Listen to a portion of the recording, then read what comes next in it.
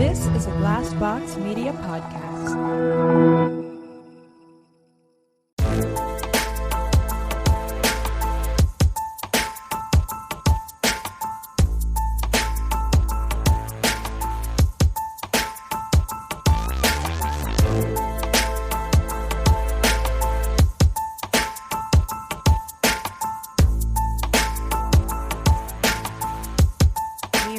Welcome to another edition of My Worst Day. I'm Cassie. I'm Keegan. And I'm Christina.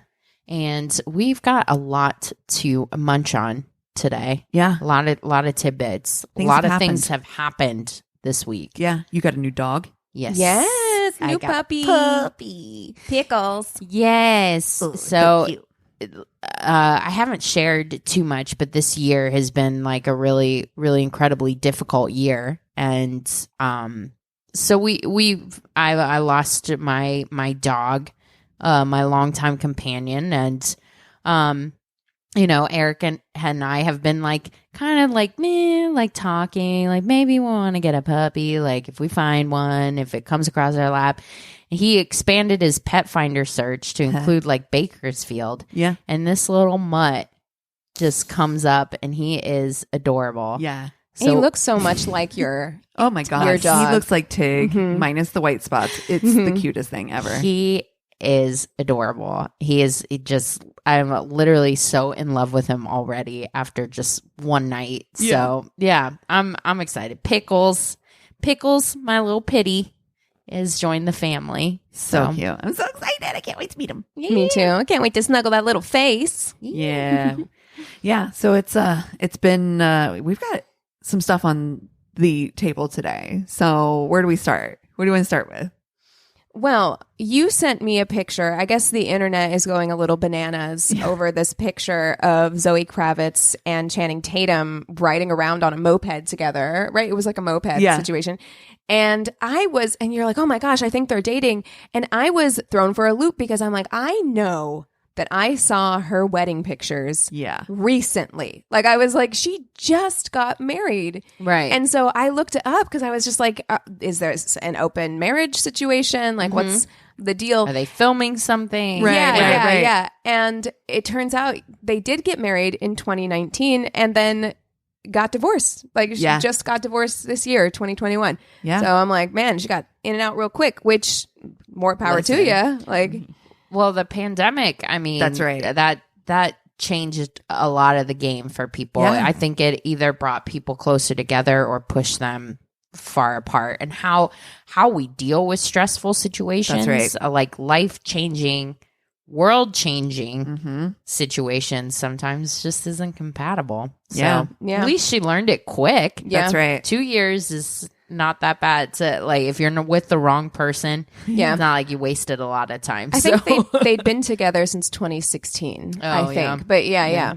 Still, but that's the thing too. It's like, a lot of that time could have been spent with her filming things and being on the road or being away. So then you have that like separation and come back together, separation and come back together. So that's kind of the relationship you've built around is, and I don't know what he does. So that, that could very well be it. Like you said, you're spending a lot more time together. Well, yeah. I mean, you can speak to that certainly because the pandemic changed everything for you. Oh, yeah. And you guys have been married forever. Yeah.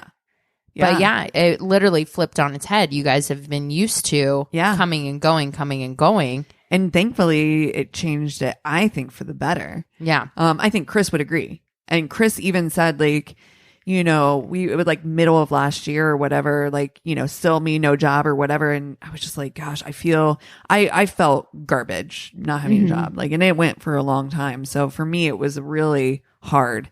But Chris was like, he goes, it's funny because he's like, I'm actually have less anxiety now that you're not on the road. And I was like, oh, that's interesting. Yeah. He's like, I didn't even realize like how much it not bothered him, but like how it affected him, like when being gone so much, Yeah, because I mean, you were basically gone all week, and you'd be home on weekends and then gone again on Monday. Yep. Pretty much. Yeah. You know, Every single week. Yeah, Every single week. it's a lot. But some relationships thrive like that, and maybe that had been their situation previously, Sure. right? And then all of a sudden they're spending all of this concentrated time together.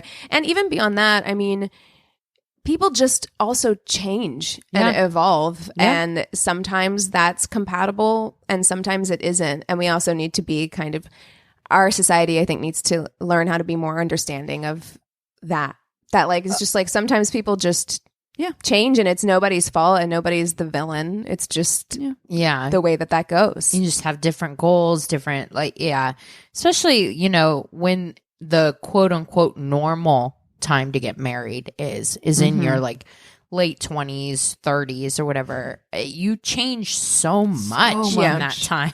So much. It's like completely okay if you change into somebody that is not compatible with your partner anymore. Right. You know, normalize having goals and looking at things and living a life that you want, and don't like sacrifice or change to stay in a relationship that's not going to serve your life goals. So Channing Tatum would serve my life goals. Amen, sister. I take it.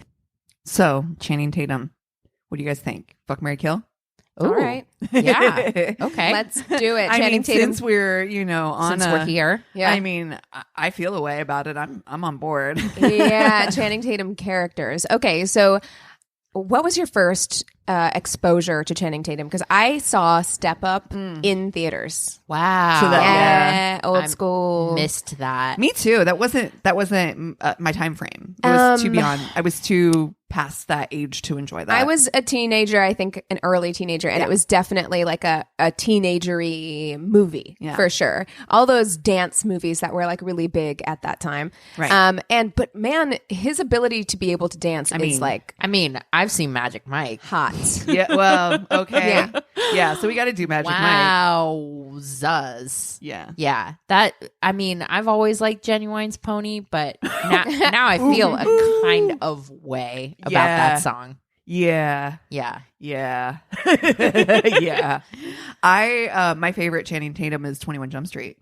Okay, he is at his peak when he's funny. Yeah. Agree. Absolutely. And honestly, it's the thing that makes him so hot, I think, because otherwise he would just be a meathead dude. Right. Because bro. here's the thing, and this might be a hot take. I actually don't find anything exceptional about Channing Tatum's face at all. Right. Like, Correct. he's fine. He'd be looking, just a regular meathead. with a great body. Yeah. You know, like Total dude bro, though. Yeah, but there's nothing to me when people are like, oh my God, you just look at him and he's so, and like, I don't necessarily get that from Channing Tatum, but I do think he is funny. Yeah. And talented, and when I could see he could dance, I'm like, okay, Yeah. he's like multifaceted, Right. And that's interesting to me, and that makes him way hotter. Yeah. He feels the most natural in a movie like 21 Jump Street. Yes. Yeah. Whereas his other roles, Even in Magic Mike, he's a little campy, and it kind of feels like he's like, this is ridiculous, and I know it's ridiculous, and I'm in on the joke. right.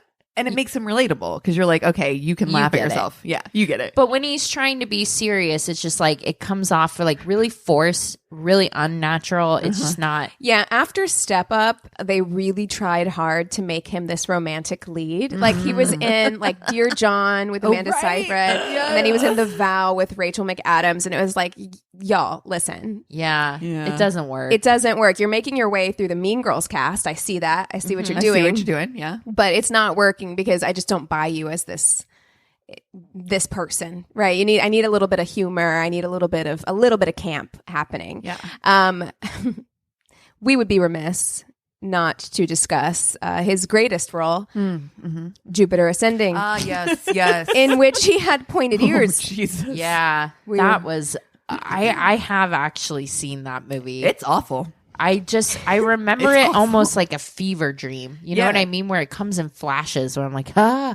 Yeah. You know? I do want to say, I think I've seen it. I have not seen it, but I think I've seen parts of it, like in a hotel room. Like that's the memory that I have, in a hotel room, like parts of it. And the only thing that I remember about it is, one, his ears, ridiculous. Two, him and Mila Kunis having absolutely no chemistry. No None. chemistry. No chemistry Not Yeah. even a little. whatsoever.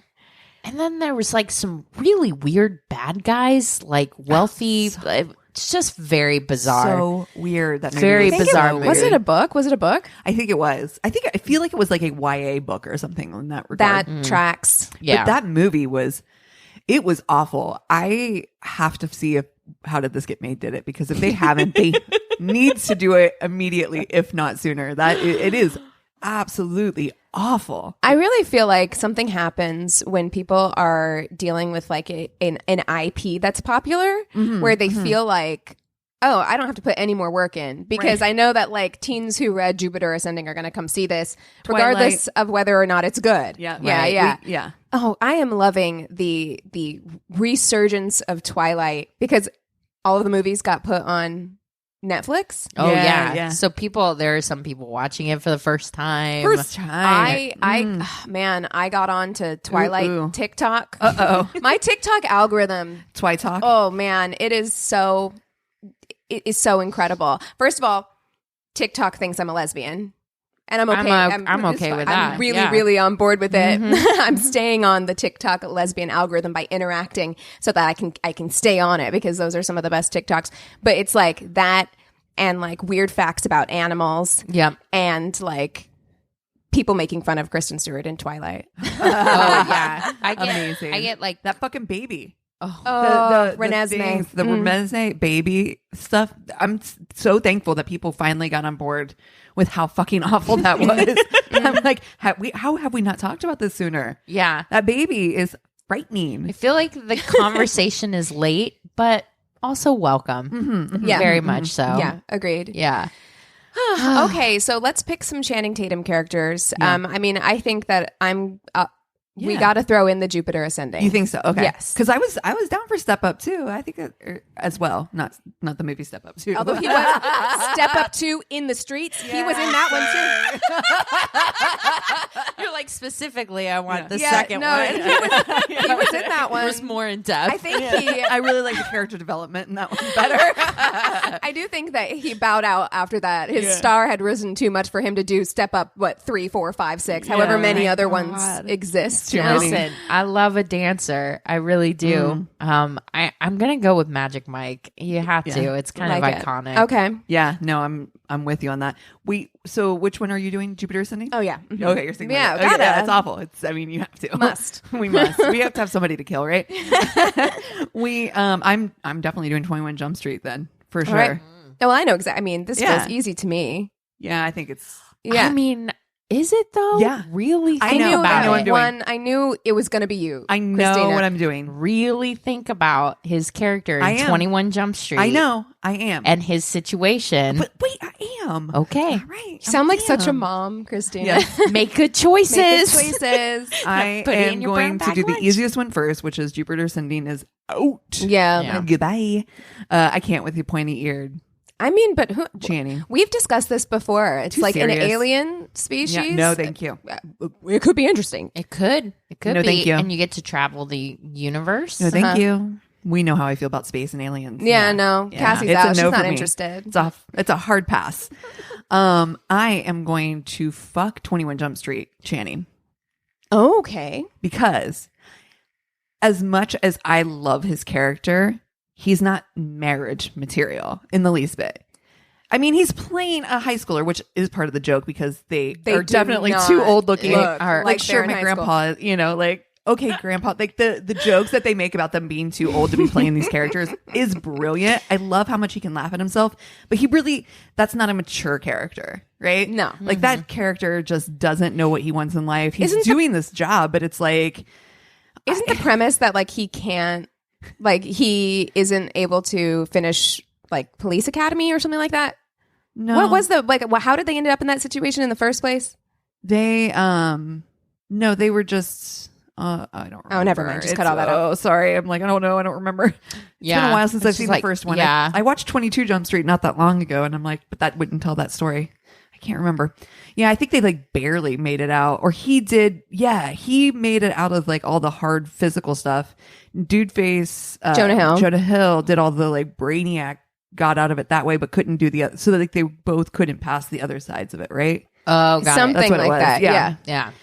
At any rate, that I'm gonna fuck him because he's hot, he's funny, he can make fun of himself. Yeah. Yeah. That's going to be a great time. Hella good lay. Yeah. We're gonna have a hella good. It's gonna be probably too many times too, right? Where it's gonna be like, oh god damn it, why are you calling me again? Can't say no. I thought you were going to talk about like too many times that night. That's and what I was I like, thought too. ooh. Yeah. No, Been a while since I've ridden the roller coaster. Since we went on a bender, huh? Woo! Whee! And then I am going to marry Magic Mike, and here's why: because that guy's smart. Magic Mike, he's a good dancer. Mm-hmm. He is sexy as all hell. Mm-hmm. Mm-hmm. He is gonna pony your ass all night. Yeah. Yeah, he is.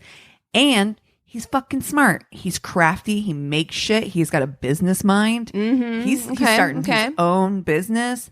I love you the guys just entrepreneurship. Making Did good you points. just watch the movie for the sexy times? Because there is a little bit of a story there too. There is. It's There very is. vague, but he's very with it. No, and I feel like long term, like what he was talking about in the movie, I'm like, it could be successful. I feel like he would age out of being the dancer, but Yeah. like being the owner and like that kind of thing. Right. I'm Well, like, and he makes furniture, right? Yeah. So he's got that whole thing. yeah. Excellent points. I like smarts. I think I'm actually exactly with you. I was actually worried that you guys would marry 21 Jump Street, and I'm like, Because he's I the don't best think- character, but it's not the best. It's not the best marriage material. No. Yeah. Listen, I was conflicted about it because I like somebody who can make me laugh. Yeah. It's very important. It's very important to me. And 21 Jump Street is going to make you laugh. Like, he's going to keep life fun and like light and interesting. and him and Jonah Hill.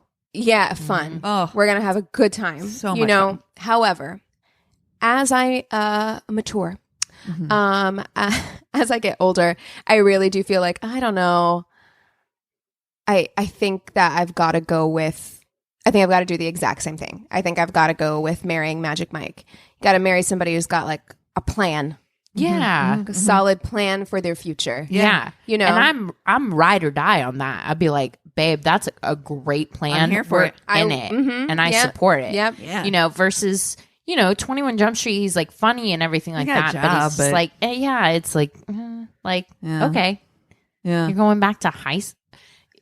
I mean, Imagine. no. Imagine. No. Chris is like, so my next job. Chris Of all people. got a backpack on. He's like, full beard. Full beard. I go back to high school. I have this undercover thing I had to do for the Oh my next god! month. You'd be Can like, we get him and "What?" Eric to dress up as 21 Jump Street for Halloween? Totally. Oh my God. Because they are solidly in their 40s. Yeah, you're in high school. Sure. Makes me think of that Steve Buscemi like meme. hello, fellow kids. Yeah, exactly. Totally. Amazing. Oh, that was a good one. Yeah. Oh man. Did we wait? Keegan, did you say? Oh She's yeah, doing yeah. I'm the going to do the exact same same thing. thing as you. I mean, cool. I was really hoping that somebody would bite the bullet and choose to fuck the Jupiter ascending guy, Oh, but no. Dude, listen. I With thought all if the anyone options. was going to do it, it might be you, Christina. I'm not going to lie. I was like, Listen. if one of us is going to do it, out of curiosity, out of just pure curiosity. You know what? I mean, I'll do it. Yeah. I'll do Thank it. you. Just so you can report back. I will. Take one I'll for the do team. it for the podcast, and I'll do Yeah. it for my friends, just because I'm like, 21 Jump Street, it'll be like fine Yeah. or whatever. Yeah. But you've had that before, pretty much, right? yeah, Yeah, you've sampled that flavor. You haven't Yeah. sampled like pointy alien dick. Oh Pointy- no! pointy-eared. Please don't be pointy. What if it's just as pointy as his ears? But it's a soft point. Oh my god! A soft point. Oh no! No. It's just an soft ice cream cone. Oh my god! Get out of here with that. Now it's ruined. I mean, I probably still would anyways, just because. And also, like, fucking on a spaceship or something. That'd be kind of cool. It's a good view. Yeah. Nothing else. you know? Nothing. Yeah. Just empty space and pointy dick over here. Yeah, pretty much. Well, we have some patrons that we've got to announce before we take a break and come back with stories. Yeah, so I want to start this off by giving a huge apology to Amber Pare or Pare. I'm always the one who says the names wrong. I'm sorry. Pear. Could be just Pear. Could just be Pear. Let us know. Please let us know. But I also want to give a big apology to you, not only for not being able to pronounce your name correctly, but also because you were on our list of shout outs from last week and we somehow missed you. So we have delayed your shout out an additional week. And I'm so sorry for that. Thank you so much. We appreciate you and are so happy that you have joined us over on Patreon. Yeah. Also want to give a big shout out to Shane Hobley. Welcome to our Patreon family. Let us know if you have any fuck, marry, kill suggestions, if you have any suggestions for movies that you would like us to cover for Tainted Love episodes on Patreon. We look forward to hearing from you. Thanks so much. Yeah. All right, guys, let's take 5 and come back with some stories. Sounds good. And we're back. All right, I've got the Tainted Love this week, so I will get us started with some stories. This is a listener submission. Yeah. I love that we've been getting so many listener stories lately. Keep them coming. Yeah, keep them Love coming. it. All right, so it says, "Hey ladies, I love listening to you every week. I finally pushed myself to write in one of my stories. Hope to send more." Yes. Okay. In my late 20s, I had just moved to a new area for the first time and was also horribly dumped at the same time. So I was lonely and heartbroken. My solution was to start dating on OkCupid. Thus began my terrible yet comical, well, now at least, string of dates. I'll start with a guy I'll call Joey. This was my second date with him. So far, I thought he was really sweet. The physical attraction for me, though, wasn't completely there, but it was still early. For our date, we planned to go to this Italian restaurant nearby that neither of us had been to before. Earlier in the week, I had talked about getting this menu item with my friend, so when it came, I decided to take a picture of it and send it to her. While I'm doing this, he goes, "Oh, God, you're not one of those people who take pictures of your food, are you?" Okay, well, that was rude, but I explained I was sending it to my friend.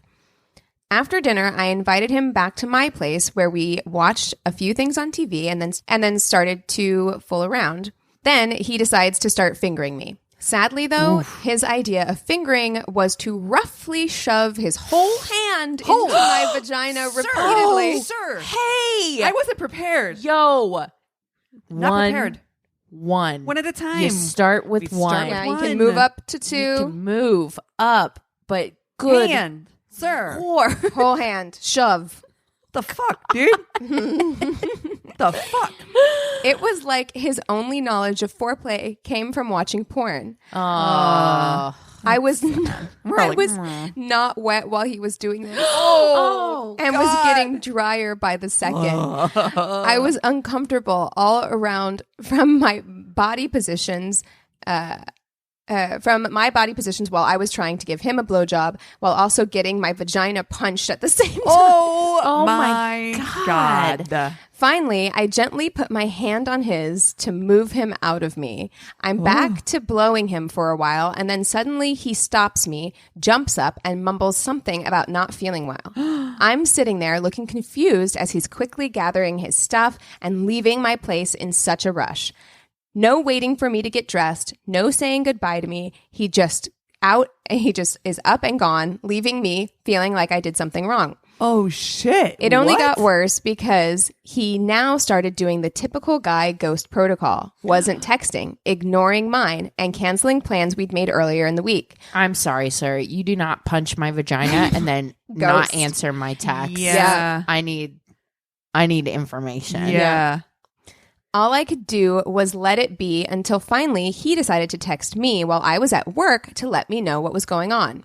In a wall of text, he said that when I stopped him vagina pounding me, I emasculated him. Okay. Goodbye. And because of that, he couldn't get hard, which apparently was the first time in his life that happened. So he was humiliated, and that's why he had run off.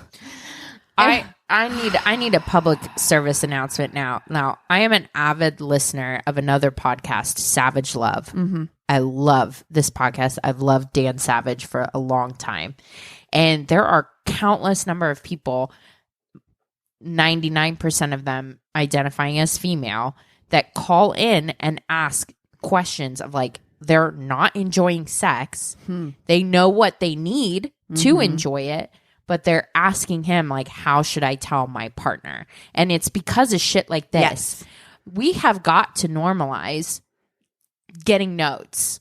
Yeah. Like in life, Conversation. in Yeah, general. in life, and yeah. like, but in sexy time, our bodies, our vaginas are completely different from Absolutely. person to person. Absolutely. What feels good to me might be like absolutely off for one of you Yeah, guys. for sure. And how would a guy I just met and we're having sex for the first time know? You know what I mean? Exactly. So it bothers me to no end. It makes me fucking furious when guys pull this fucking shit or feel like emasculated when I'm like, I'm trying to help you out, bro. Like, I don't hold it against a guy who doesn't know how to please me 100% first time out the gate. Yeah. Also, you're hurting me. Right. Like Hi. physically, you're hurting me. Yeah. Yeah. So, I need to put a stop to that because it hurts. Right. You know. Yeah. Ugh. She says, everything was about him and his feelings with no consideration about mine. He further went on to say that he doesn't think we're sexually compatible. You think? Because he likes rough sex. And clearly I wasn't into that because I wasn't enjoying his performance. Rough sex does not mean punching me in my uterus. No. Okay. And no. There's so much about this guy that's just wrong. I replied back that the only thing humiliating about that night was how he treated me, but I guess I should have thanked him for saving me from all that bad sex. Yep. Yep. You dodged a bullet in Woof. so many ways. Like, honestly. Oh, God. Yeah. Awful. Ugh, I hate you. like insecure. Okie dokie. So this one is also from a listener. She's part of the Spark My Interest podcast. Hey, which you guessed it on, Yeah. right? Yeah. So we love these ladies. And she writes, I was a late bloomer in a lot of ways. So by my senior year of high school, I had yet to go out on any real dates beyond inviting a boy to my house to play a strategy game with my family. Oh, honey. Amazing. Only to have him break one of my dad's most expensive hand-painted miniature game pieces. Oh, no. Well, that sounds like the most awkward date. Yes.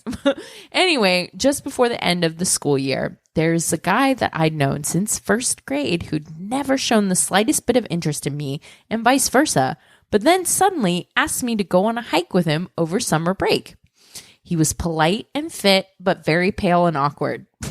I didn't particularly want to go on a hike with him, but he was politely persistent and having little experience in the dating world. I let my sisters convince me that he might reveal a wonderful personality once I got to know him away from school. Yeah.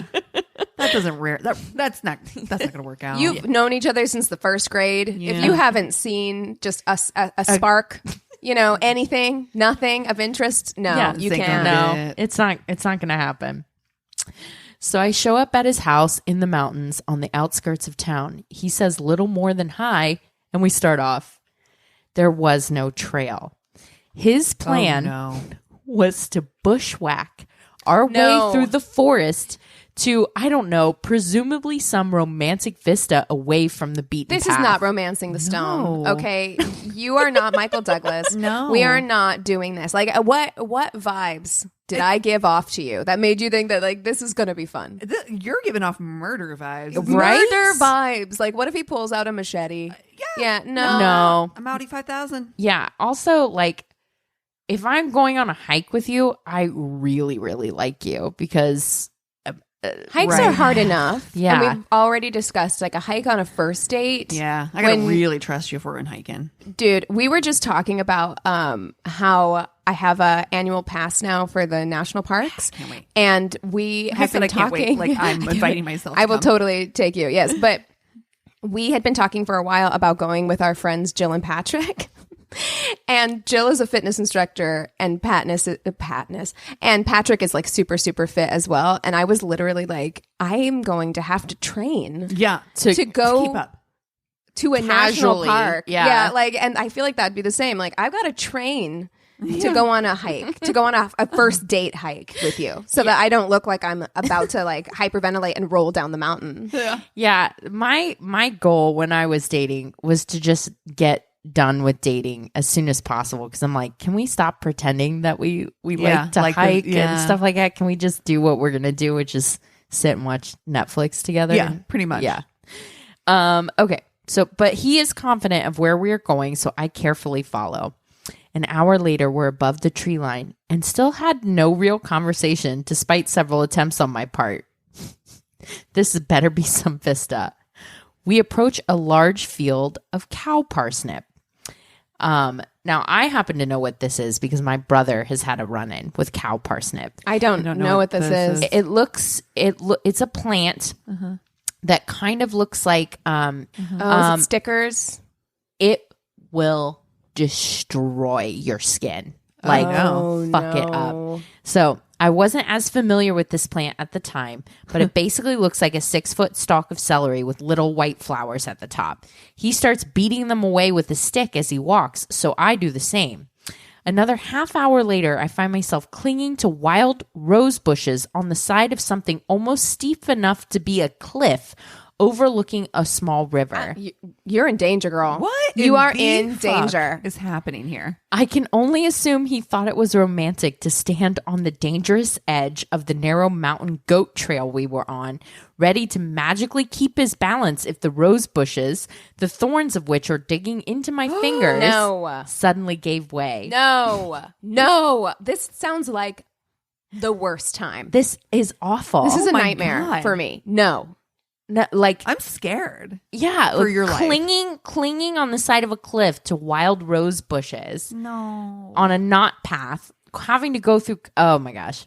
So I released my bleeding fingers from the wild rose bushes, and we carefully made our way down the goat trail, over the stream, and back to a road where we passed some very fresh bear poop.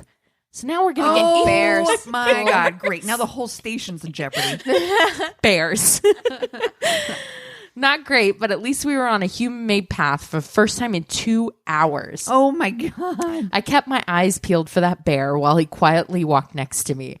By the time we made it back to his house, I was completely out of water. You're not even getting food. good conversation. No. You're I'm risking my life in silence? Oh, no. I was completely out of water and food, famished, and determined to just say no to anyone I was not interested in for all time.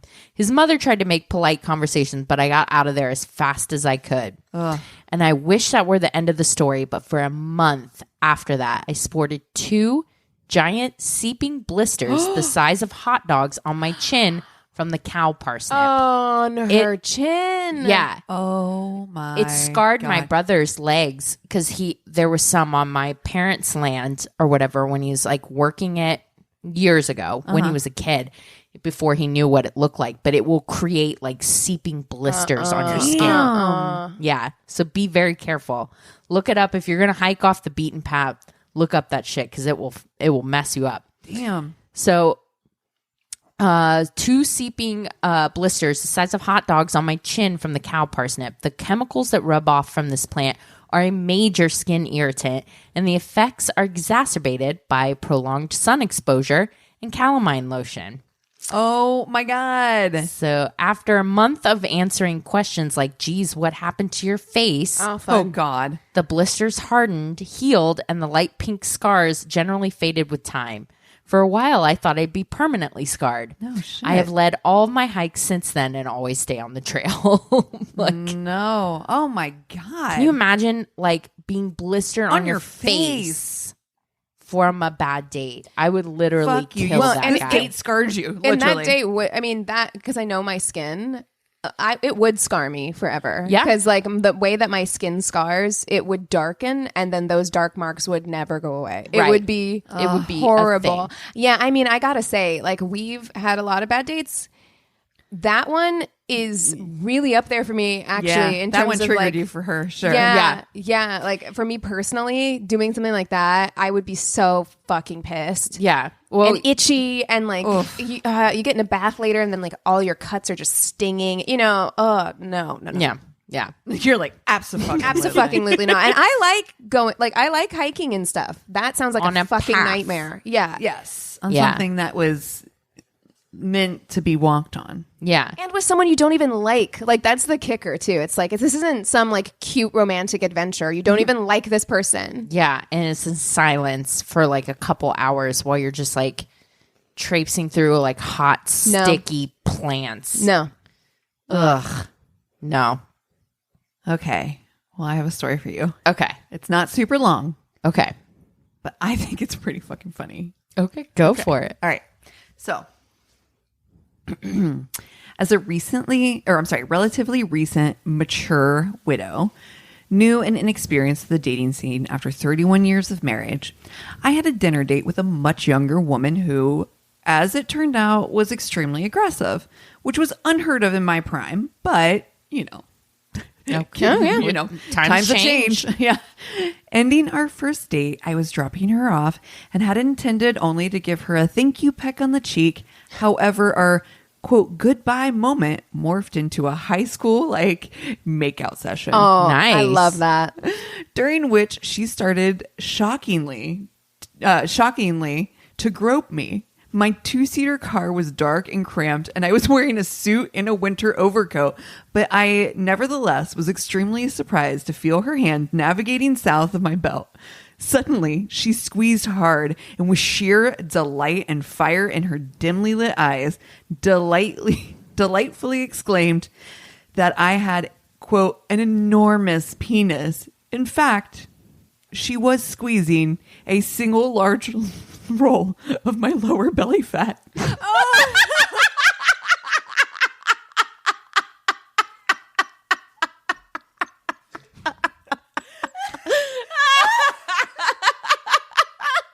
That's not where I was expecting that to go. That was very unexpected. Oh,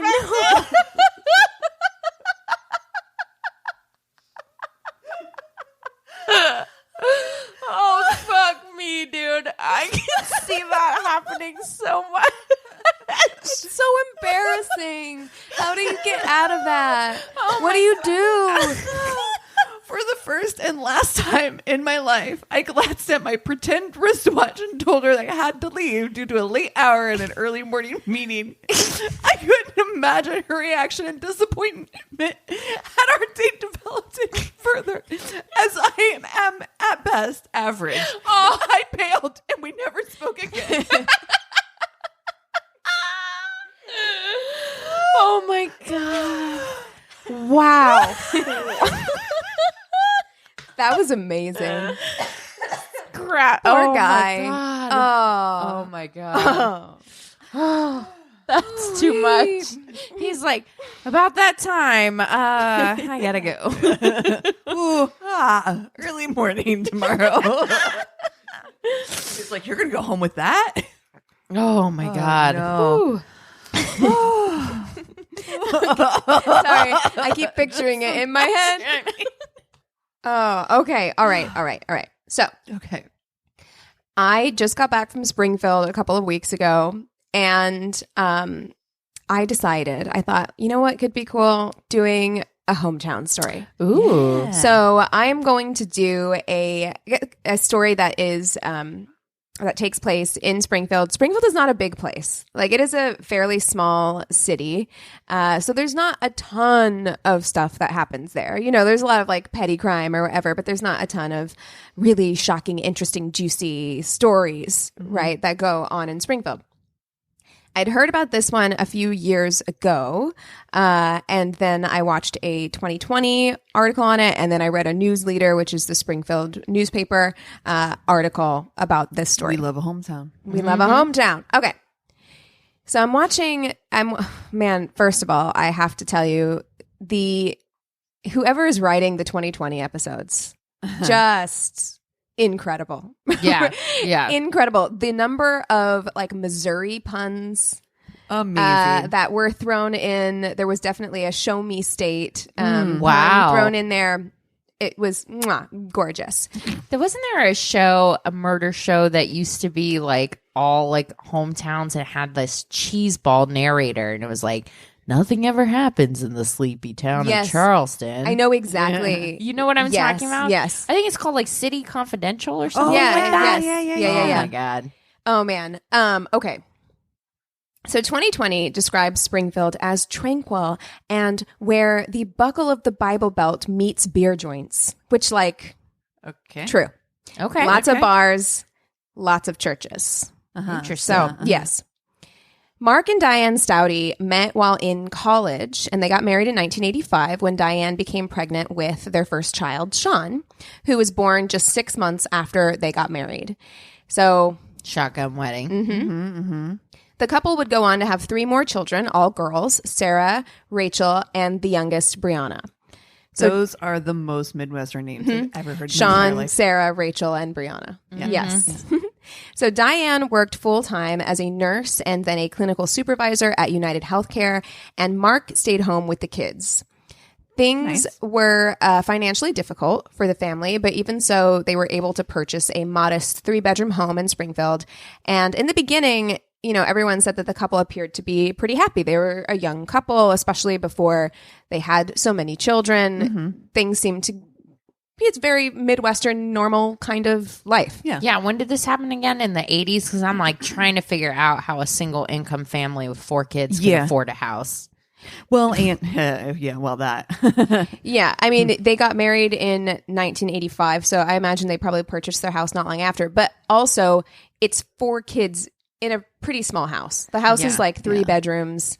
Still. It's not very large, but also property in Springfield is cheap, Right. Yeah. comparatively to the rest of the country. Yeah. So it's all of those things. But even still, beyond the house, like living expenses, and you know what I Well, mean. Like, it was hard, especially on Yeah. one income. She's Yeah. working. why and he's, is he not working? Is there a reason? Because probably daycare. Well, daycare, sure, for Daycare sure, would for sure. eat up one of the incomes anyways, so Right. you might as well. But I mean, That's we true. will get to this, but like he, as far as I can tell, and maybe I'm wrong, again, like when you're doing a hometown of your own hometown, it's just like where in a place that's that small. If you know otherwise, please write in and correct me. But from what I found, I don't think he ever held down a steady job, even when the kids got older, even when they were in school.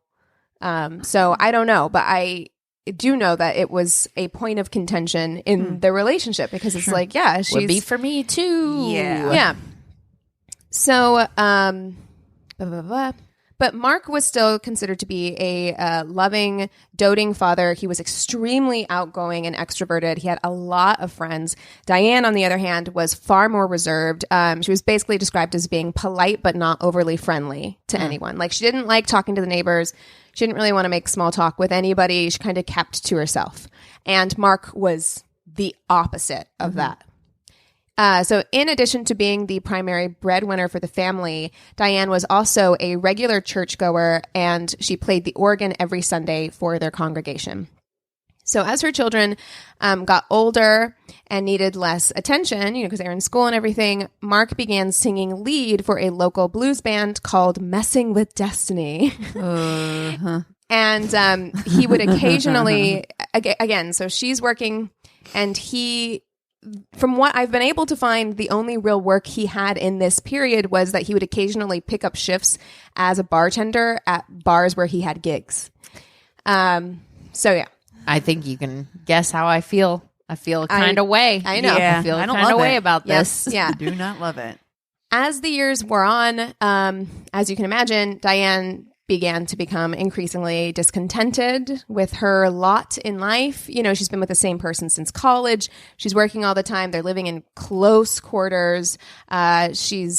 She doesn't think that her husband is carrying his weight in their relationship. And she feels just overworked and underappreciated in general. And then in addition to that, her youngest child, Brianna, had a learning disability that made school challenging.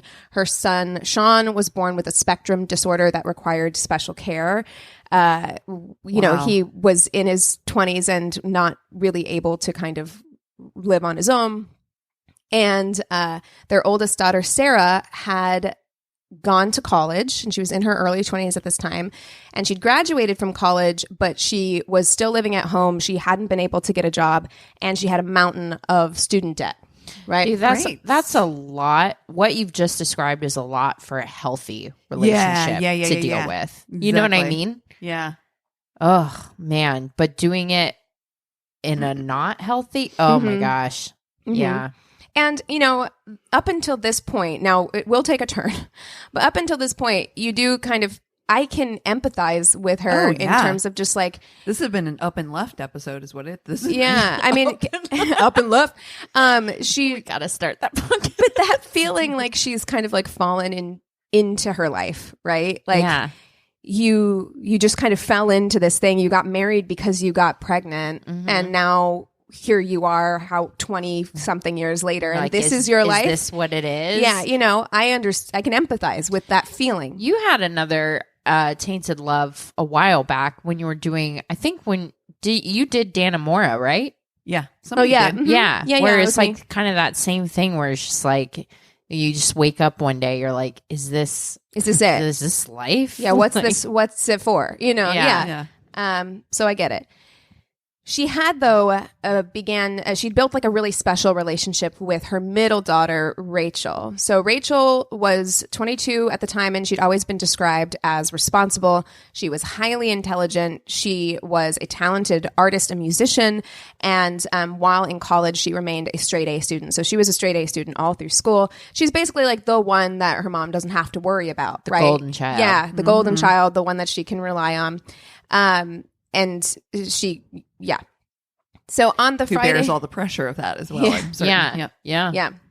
On the Friday before Easter Sunday in 2012, which also happened to be Mark's birthday weekend, Mark's bandmates noticed that his behavior seemed a little off at their rehearsal. Now, his band at this time was actually starting to pick up some bigger gigs. They had started getting gigs in Branson. Ooh. It was, I know, fancy. It wasn't just gigs in Springfield. They were traveling to Branson, and they were actually opening for the Aretha Franklin impersonate legends. Oh my god! Act, right? Oh my god! So things seemed to be going pretty well for his band at the time, but his bandmates noticed that things just didn't seem quite right. He was kind of lethargic, generally just not himself, pretty low energy. And then the next day he showed up at his friend's house saying hey, let's go out for my birthday. And they went out, but his friend continued to notice his slightly unusual behavior. And also the thing that he noticed the most was that Mark looked yellow. His color was yellow. Poison. Liver. So the following day on Easter Sunday, Diane goes to church. She comes home from church and she finds her husband dead in bed. Ooh. So when asked by authorities, Diane says that her husband had been sick for a while. The medical examiner notes a ring of blood around Mark's mouth in the medical report, but ultimately rules the death as due to natural causes and says that he had a heart attack. Huh. No autopsy or testing was done on Mark's body, and Diane quickly had him cremated and had his ashes spread. And while She knows what's up. While Mark's close friends and family were devastated by this news, his brother also told 2020 that it wasn't that hard to believe that his 61-year-old brother could have died from natural causes, saying that he didn't lead a healthy lifestyle and that maybe that contributed to his death. He was like, he drank a lot, he didn't exercise, he ate fast food all the time because he didn't cook for himself. So they were like, okay, it seems very sudden, but it's possible. It's happened before. Right. Diane organized a memorial service where Mark's bandmates played his favorite song. And not long after, she cashed in Mark's $20,000 life insurance policy and moved the family into a bigger home in a nicer neighborhood. $20,000? Uh-huh. It's not a lot. Honey, yeah. It's not a lot of money. Feels like a big move, though. Well, again, it's Springfield. Yeah, you could sell your original house. Maybe they made a little bit on that, and she used it as a down payment for another house. I mean, I've seen the house they moved into, and it was knowing what I know, especially in that time, she probably got that house for $125,000, or whatever. So $20,000, you could do it. Yeah. In the September of 2012. In September of 2012, the Staudtes' new neighbors are surprised to find police cars lining their street and a coroner's van parked in the Staudte driveway. Sean Staudte, the 26-year-old firstborn of Mark and Diane, had died suddenly. What? Oh, no. Diane Oh, God. told the authorities that her son had been ill with flu-like symptoms for the past 3 weeks, and due to his condition was prone to seizures. She told them that around 6:30 that morning, she checked on her son before leaving for church, and when she returned, she found that her oldest daughter, Sarah, had found him. He had fallen out of bed and was lying on the floor without a pulse. So once again, the medical examiner made note of a mysterious ring of blood around the young man's mouth, but ultimately, after an autopsy, determined that his death was due to a pre-existing condition and closed the case. But they did do an autopsy on Sean. So, I mean, that's the place to murder, apparently. That guy's like, yep. Accident. It's fine. Accident. Or Well, I mean, if you... natural causes. Not to give, like, murderers advice No or shit. anything, but a lot of small towns, the coroners are, like, Yeah. elected or appointed or whatever. They have no medical training That's right. whatsoever. So, Noted. So in less than 6 months, there had been 2 deaths in this family, and no one asked any questions. On the day of the death, after the coroner leaves, one of Diane's new neighbors comes over to check on the family. It's the Midwest, Yeah. so she didn't She know brought a these hot people. dish. Yeah, she Yeah. probably cornflakes on top. And she describes, so she goes over there and she's like, "Hey, I saw the coroner's van. Like, is everything okay?" And she says that Diane says, "Yeah, my son died." Just like that. Like, no emotion, just kind of nothing, which was odd and alarming. yeah. After his death, Diane did not hold a funeral or memorial service for Sean. There were no obituaries about his death published anywhere. Your only son. Your oldest child. Okay. And like Mark, Sean was quickly cremated. Okay. In June of 2013, Come on. 9 months after the death of her brother, 24-year-old Sarah becomes ill with, you guessed it, flu-like symptoms. This time, Diane takes her daughter to the emergency room, and at this point, her condition is so grave that it does not appear as though she's going to survive. Her kidneys had shut down completely, her pancreas and other organs were following suit, failing one by one as her brain begins to hemorrhage blood. Oh Jesus my Christ. God. So she is fighting for her life in the hospital. And at this time, Diane takes to Facebook and she starts posting, asking for prayers for her daughter, who's now in critical condition in the hospital. And it's around this time that an anonymous call comes into 911, and the caller says that he has reason to believe that Diane Staudte may have been responsible for 2 deaths and a potential 3rd death. Ooh. After this, I think what he meant by that's how it was said on 2020, but I think that they meant like that Sarah's in the hospital. Yeah. Potential 3rd. Yeah. After this, the Springfield police are like, maybe something fishy's going on here. Yeah. Maybe we should look into this. Right. So they immediately pull the reports on Mark and Sean's deaths. And when looking at them side by side, they're like, wow, it's an awful lot of similarities in their symptoms. And of course, there's also that ring of blood around their mouths after they died. So when detectives visited the hospital to speak to Sarah's doctors, the doctors told them that they had run a litany of tests and weren't sure what was happening, but they were suspicious that this could be a possible poisoning case. Yeah. And so at this point, they figure it's time to bring in Diane and talk to her. So Why does everything smell like almonds in here? yeah, like, So they call her up and she volunteers to come to the station to be interviewed. Now, this interview was recorded and it's weird. Amazing. It's weird, y'all. Okay. So Diane appears relaxed, very relaxed. She's laughing throughout, including when she's talking about how her daughter Sarah is, quote, as close to death as you can get, and that she can't believe that she's still living. Wow. And, I think as usual, they try and give the benefit of the doubt because, like, this could be a person who's like, man, experienced a ton of trauma in a very short amount of time. And maybe they're just reacting weird Right. to the situation. Right? Yeah. She showed no emotion when talking about the deaths of her husband or her son either. So then the detective starts to ask about Diane's marriage, to which she replies, quote, "We were still married, but it is not what you would call a good marriage," and said that she was unhappy. She claimed that Mark cheated on her and spent his free time drinking and smoking weed. And the detectives shifted the conversation to Sarah. And Diane says she didn't do anything to her daughter except maybe not take her to the ER soon enough. She starts saying that she's a horrible mother and that she knew that her son Sean had been having suicidal thoughts. Okay, wait, what? Yeah, like he had been talking about wanting to kill himself. Like she's volunteering this information. Yeah. Which is weird. We know it's not a suicide, ma'am. Right. Yeah. Of the things we do know, that wasn't a suicide. It's strange because it's like she wanted to come clean because she's saying, I knew that he was suicidal. And what she says is, I didn't do anything about it because I was, quote, tired of it. Like tired of him, basically. Like she's like, okay, yeah. I mean. So the detective starts playing on her, faith. He's saying like, I'm a believer as well. And if you feel like you've been a horrible mother or you've failed your kids, like now is the time to ask for forgiveness. Like this is your opportunity.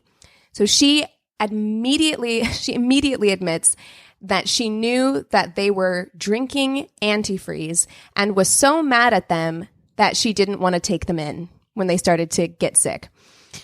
Okay. Nobody drinks antifreeze. Mm-hmm. No. Nobody.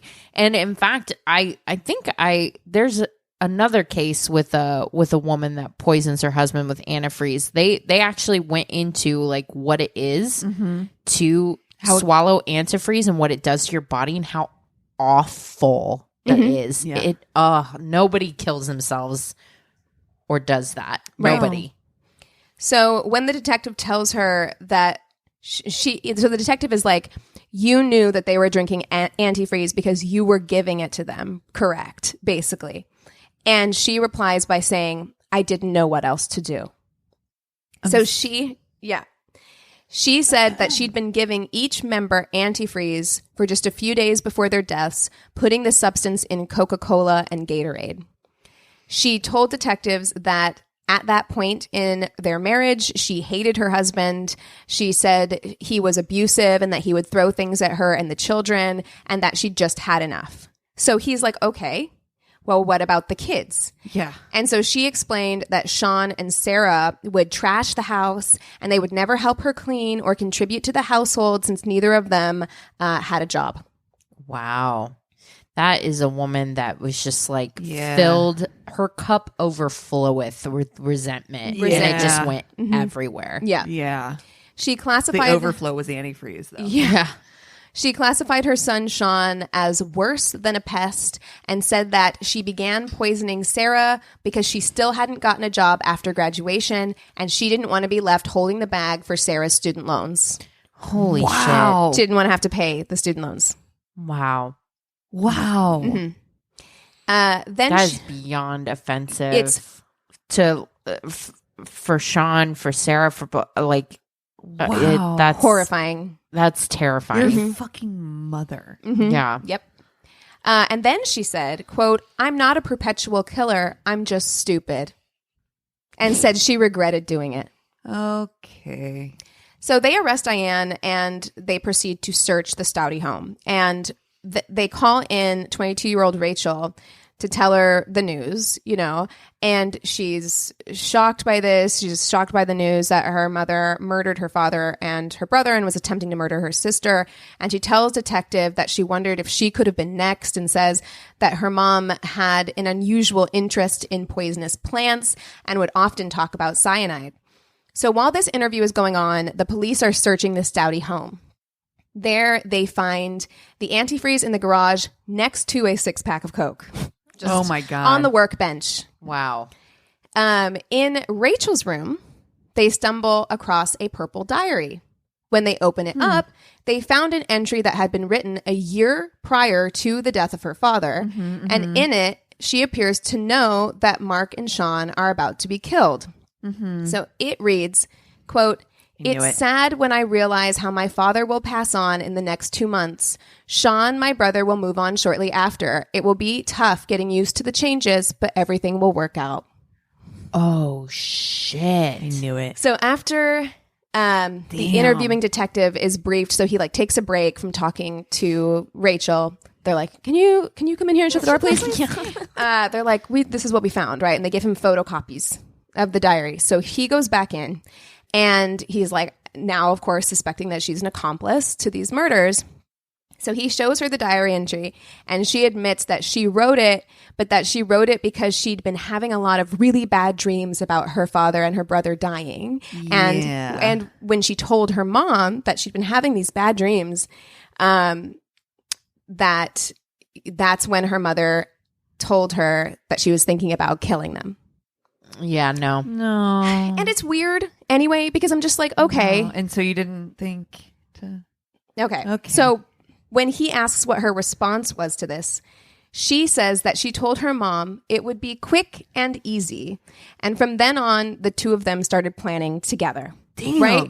It's I don't know where her head was at. Like she was like, maybe I can still throw mom under the bus, but then folded immediately upon being asked. Like, okay, well, what was your response to hearing that your mom wanted to kill your brother and your dad? And she was like, well, we could make it quick.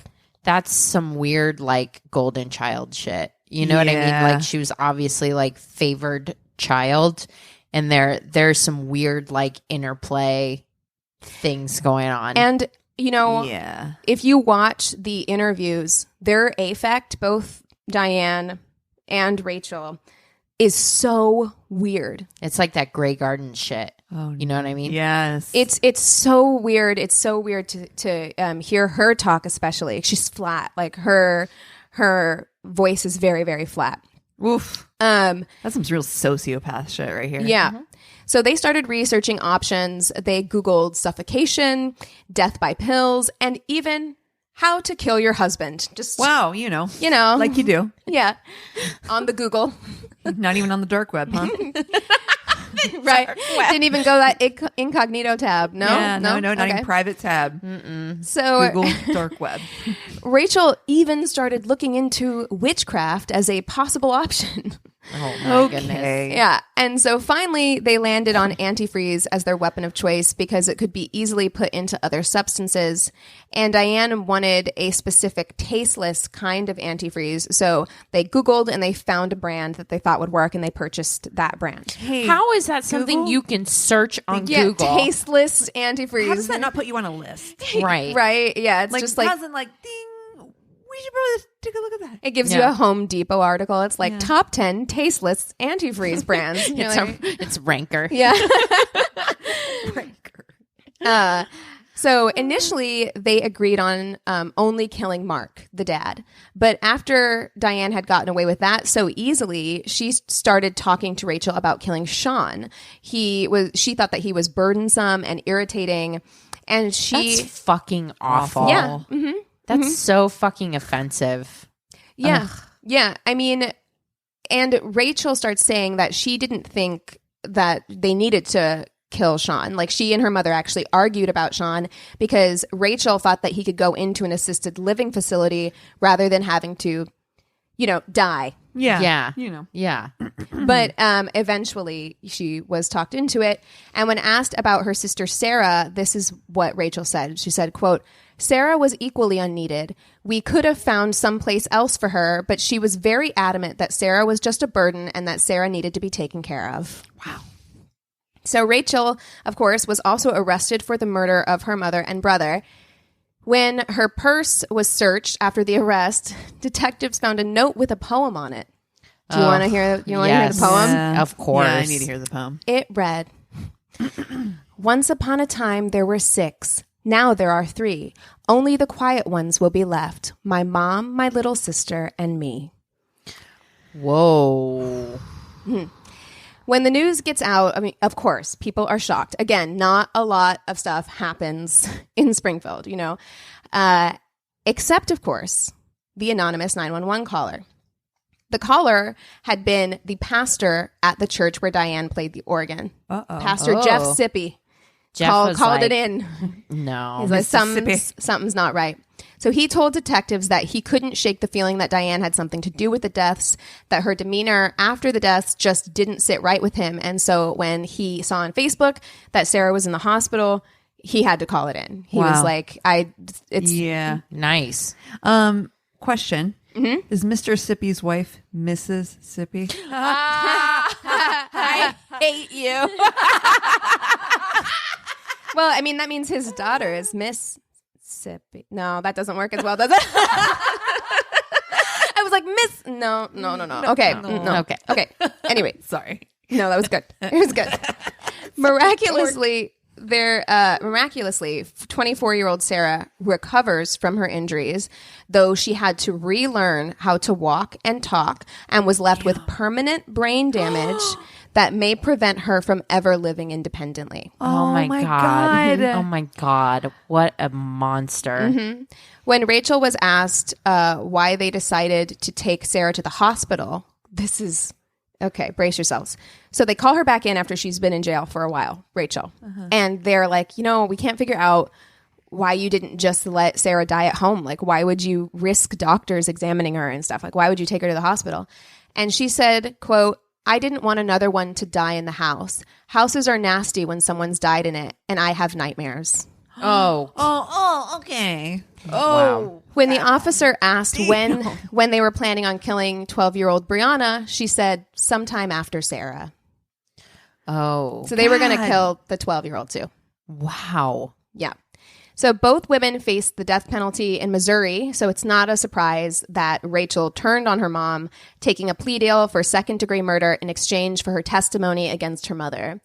Knowing that the odds were stacked against her just before the trial in 2016, Diane Staudte took an Alfred plea, still refusing to admit wrongdoing, to the murders of her husband and son and the attempted murder of her daughter, receiving a sentence of life in prison without the possibility of parole. Sarah now lives in an assisted care facility and has a state-appointed guardian due to the neurological damage that she suffered. Wow. She told ABC News that her mother and her sister took away her livelihood and independence, but they didn't take away her dreams for the future, and still hopes to one day be a French translator. Aw. Despite everything, she says that she maintains that she wants to be referred to as a survivor, not a victim, and that she's no longer angry. She says, I forgive them for what they did because forgiveness is the right thing to do. Oh. Wow. That's I wouldn't forgive. That's bigger than I would have been. How much time did the sister get? I don't know. That's what Actually, terrifies me is that she's younger. Yeah. And somebody like second degree, I would imagine she'll get out at some point. Oof. Yeah. Yeah. I don't know. Oh, anyway. That was fascinating. Dude. That is Right, like man. I want to do a deep dive on that Oh, because shit. that is And poor that is- Brianna, the youngest, like Oh she was my 12, which is God. like such a impressionable age, Oh my God. at the time when all of this was discovered. And it's like your mom and one of your sisters are in jail for killing your dad and your brother, and your other sister is living in an assisted care facility because your mom and your sister poisoned her. Oh my Jeez. goodness. Like, how do you cope with that? Yeah. At 12. At Yeah. 12. I don't know. Serious therapy, I hope. Yeah. Yeah. Oh, I mean, luckily, like all the news sources, like no one has revealed her picture or anything like that. She was protected because of her age. So Yeah. I hope that helps a little bit. I I'm imagine sure she's changed her name and yeah, I think she's living with relatives or something. But yeah. And honestly, like how offensive for people that A, can't have children, but also B, have children with special needs. Like Awful. you are just an absolute Monster. fucking monster. yeah, monster. yeah. It's terrible. Well, I need to get that taste out of my mouth. Yeah. So, Oh. what are you guys watching this timing. week? So I really love. So I have been listening to a lot of Audible lately. I've kept up with my Audible subscription. And I really love all those like Leon Moriarty books. So like Big Little Lies. And I've listened to a bunch of them. So when I saw that they were going to be doing 9 Perfect Strangers as a Hulu show with Nicole Kidman and Melissa McCarthy and like Michael Shannon, I was like, oh my God, great cast. I love this author. So I got that on Audible and listened to the whole thing. And then I just watched the very first episode of the show. Yeah. So I'm pretty excited about it. I can tell, they've made some changes, of course. But I think it's going to be really good. I'm really stoked about it. Nice. Nice. What have I watched? we've been binge watching Leverage. Did I tell you guys about this already? Who's in that? Timothy Hutton. Okay. Is the only like I'm name. seeing the poster for it. Right. It's they do like they go after like big businesses who've like done people wrong and like get We back love to to like them. see justice. it. Yeah. It's very justice. It's exactly that. So we're on the 5th season of the original, and they just released on Amazon Prime the newest. There's a whole new, like they have a new relaunch of the show. It's called Redemption. So it's Leverage Redemption. Okay. And I was like, oh, that show sounds good. So I was like, well, I feel like I have to watch Leverage to know what's going on. And I was like, oh, this is a really fucking good show. So Chris and I have been binging it. Leverage Redemption will be next because there's only 5 of the original seasons, but it's got Noah Wiley in the new, as opposed to Timothy Hutton. Okay. So, because I do think that Timothy Hutton mildly got canceled because of Because of something, I'm sure. I haven't seen Noah Wiley in a minute. I'm actually really excited. Yeah, I love him. that's exciting. I love him. Well, I told you guys about this before we started recording that, we have a friend that works sound for touring Broadway productions that managed to snag a couple free tickets to see the final dress rehearsal of Hamilton at the Pantages here in LA. And I had never heard it before, never watched it, never seen it. Cause I'm a pretty, the way that I like to do musicals is nothing's going to ever beat the live performance for me. If I haven't heard it before, like just listening to it on the CD is not going to be as good. I'm not going to like it as much. I have a better chance of liking and absorbing the music, the show, all of that if I'm seeing it live first. So I managed to do that for Hamilton. God knows how. Right. Since it's like the most popular thing for the last few years. But it was so moving. And Keegan and I were talking about like that experience of live theater after a couple years of not having it. And we were very lucky. The Pantages checked everyone for vaccination. Oh, wow. Which good. is great. And everyone wore masks the whole time. Oh, good. So yeah, I love that. Please, more of that everywhere. Yeah. Definitely. I've got my vaccine passport on my phone. I love it.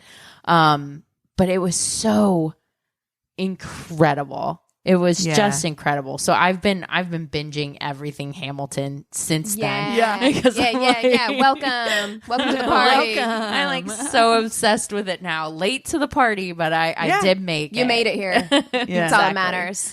Oh man, that's awesome. But it's definitely like reignited. Like I'm like, oh my god, I want to go to more theater now. Yeah. I just wish it was safer. If Well, and I wish we understood. Like, I wish we knew what the future of theater was even going to look like at this point. Like local theater, no idea if or when like local theater will be coming back. Yeah, it's sad. It's hard. Yeah, because it's just that nothing's going to beat that. I mean, that the energy from the crowd and from the stage was just something that I haven't felt in a few years. And I was like, God, I fucking miss this. I miss watching it. I miss participating in it. Like the whole thing, it was very overwhelming. It was really, really amazing. So if you do have the opportunity to do it safely, like I said, having everybody be vaccinated and wearing masks while doing it made it so that I personally made that choice for myself, that I felt comfortable doing it. I say, and I feel bad. We know a lot of Broadway performers and stuff like that are out of work and been out of work. Yeah. But I don't know, complicated. Yeah, it is. Mm-hmm. Yeah. Well, I'm so glad we're ending on this note. Yeah, we're like all bummed out. Like, because I mean, just musicians too, and a lot of people have had a really, really tough time, and unfortunately are going to continue to have a tough time because people can't act right, and people are having to cancel shows again and cancel tours again. I just want to do a live show again. I know. Yeah, someday. Yeah. Hey, if somebody isn't wanting to get vaccinated, tell them they have to, because My Worst State has to perform. Sorry. So, look, that'll be the thing that convinces them. Shit, what? After all these years and all this death, it's like, okay, you didn't mention that My Worst State was trying to tour. In that case, damn, exactly. If only I'd known. I got this shot a long time ago. Oh, well, if you guys have anything that we should watch, if you have stories, if you want to just reach out and give us Fuck, Marry, Kill suggestions or just to say hi, go to our one-stop shop of a website. It's myworstatepodcast.com, and we love you so much. Cheers. This is a Glass Box Media Podcast.